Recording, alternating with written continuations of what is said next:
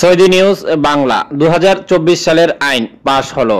এখন থেকে একজন প্রবাসী বাংলাদেশে যাওয়ার পথে দুইটি মোবাইলের বেশি নিলে প্রত্যেকটি মোবাইলের ভ্যাট দিতে হবে 5,000 টাকা। যদি মোবাইলটির দাম হয়ে থাকে 30 থেকে 40-50 হাজার টাকা, সেক্ষেত্রে ভ্যাটের পরিমাণ বাড়বে এবং একজন প্রবাসী কোনোভাবেই 24 ক্যারেটের সোনা বাংলাদেশে নিয়ে যেতে পারবে না।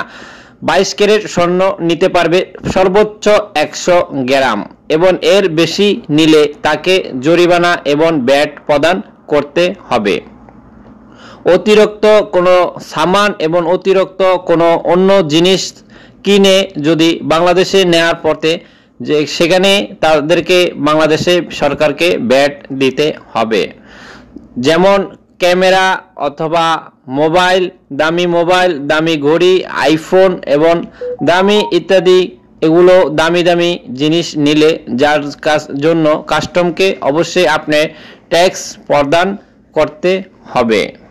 একজন প্রবাসী যখন হ্যান্ড ব্যাগে আগে 15 এবং 10 কিলো মালের বেশি হলেও নিতে পারত, বর্তমানে একজন প্রবাসী হাতে 7 কিলো 8 কিলোর উপরে কোনোভাবেই হ্যান্ড ব্যাগে মাল নিতে পারবে না।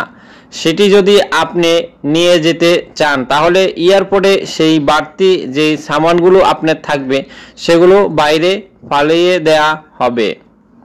অপরিচিত এবং অপরিচিত কোনো লোকের স্বর্ণ এবং কোনো মালামাল জেনে অথবা না জেনে কারোর কিছু নেবেন না। যে কোনো সময় কিন্তু আপনি বিপদে পড়তে পারেন, কারণ অন্যজনের সামান এবং মালামাল নিয়ে গিয়ে আপনি এয়ারপোর্টে আপনাকে কাস্টম আটকিয়ে রাখতে পারে। সেজন্য অবশ্যই মাল নেওয়ার থেকে বিরত থাকুন।